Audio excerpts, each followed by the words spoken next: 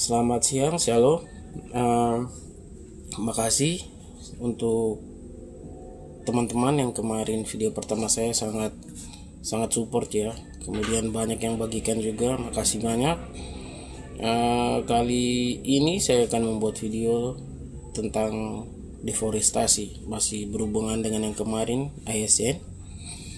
Kenapa penting? Karena kalau kita lihat data yang sekarang, kita sudah kehilangan hutan seluas 196.650 hektar. Nah, itu untuk kelapa sawit saja.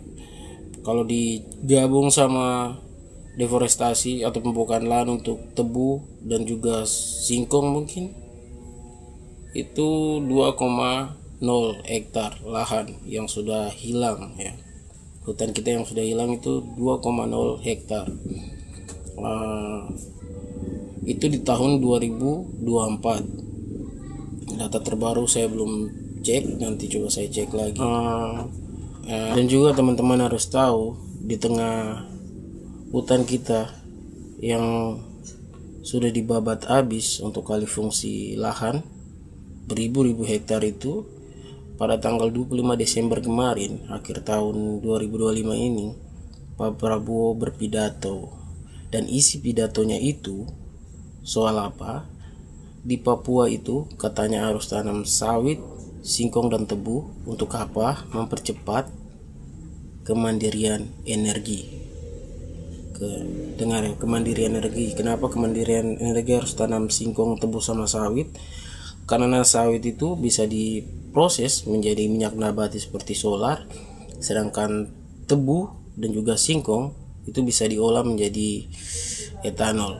Etanol itu apa? Etanol itu semacam zat kimia, dia mudah terbakar dan itu bisa digunakan untuk kosmetik dan juga bahan antiseptik medis juga bisa, dan dia banyak fungsinya sekali.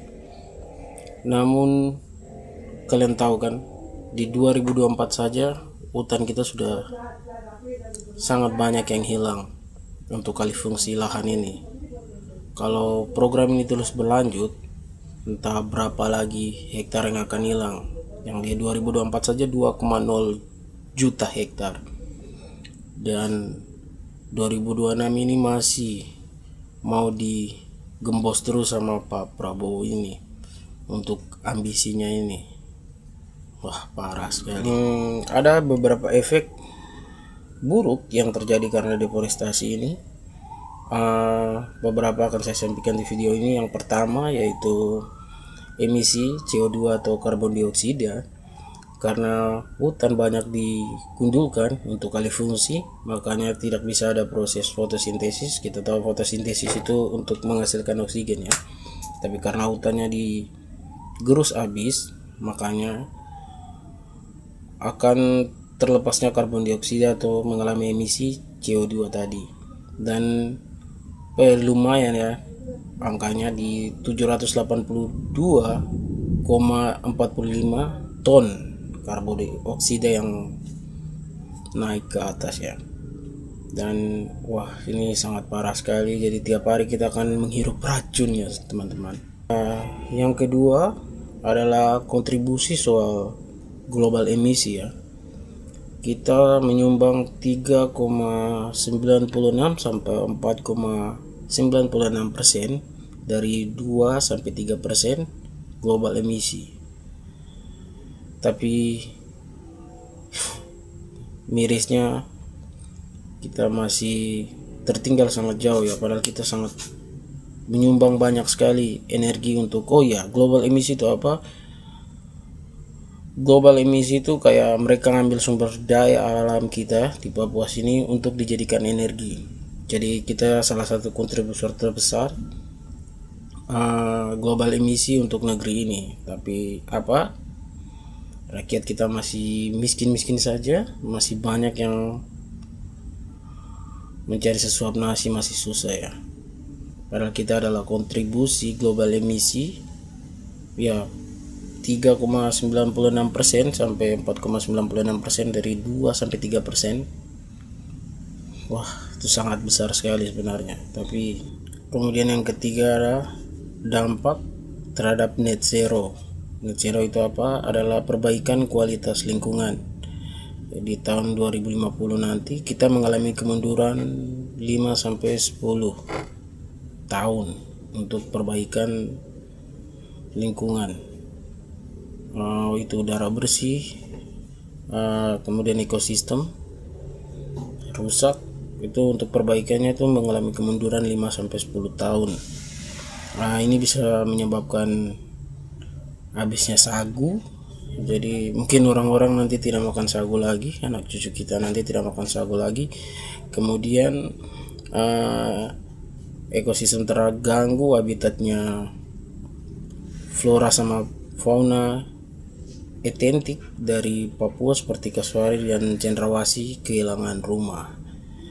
Nah, itu sangat disayangkan sekali ya. Tapi Pak Prabowo masih sangat berambisi untuk mewujudkan kemandirian energi ya, dan dia tidak memperhatikan apa dampak jangka panjang yang nanti ditimbulkan dengan program yang Bapak Prabowo buat ini. Oke, terus siapa saja yang diuntungkan dari program ASN ini? Ada beberapa perusahaan yang nanti saya tampilkan di sini. Mereka yang dapat uang paling banyak sekali, dan katanya menyerap tenaga kerja. Wah, realita di Papua Selatan ini sayang, banyak yang mencari sesuap nasi itu masih susah, dan di perusahaan-perusahaan itu yang datang kerja ya orang luar, dan tidak sesuai data yang ada sekarang beredar. Itu sangat timpang tindih dengan realita yang terjadi di Merauke sini. Dan yang tidak kalah penting, teman-teman harus tahu, ada reporter dari PBB yang datang dan membuat dokumen. Isinya tuh kurang lebih di situ dia mengkhawatirkan hak masyarakat adat di sini. Kemudian di situ juga dia tulis tentang pelanggaran HAM, dan ada lagi pemaksaan dari pihak militer atau intimidasi dari pihak militer terhadap masyarakat. Jadi kalian bisa lihat sumbernya di Pusaka ya. Nanti teman-teman bisa cek sendiri. Di situ bisa baca, itu lengkap semua di situ. Nanti teman-teman bisa cek sendiri atau tulis dokumen PBB untuk PSN di Merauke. Oke. Videonya cukup sampai sini. Mungkin besok saya akan mencoba riset tentang pihak-pihak mana saja yang melegalkan atau mengizinkan perusahaan-perusahaan ini sampai bisa masuk dan merusak hutan kita dan menimbulkan deforestasi, dan kita kehilangan hutan sangat banyak sekali ya, beribu-ribu hektar. Oke, saya rasa video saya sampai sini. Mohon didukung dengan subscribe channel ini, kemudian like, dan bagikan video ini agar kita OAB di Papsel bisa mengambil mitigasi, karena saya rasa video ini sangat berdaging untuk kita semua. Dan selamat siang.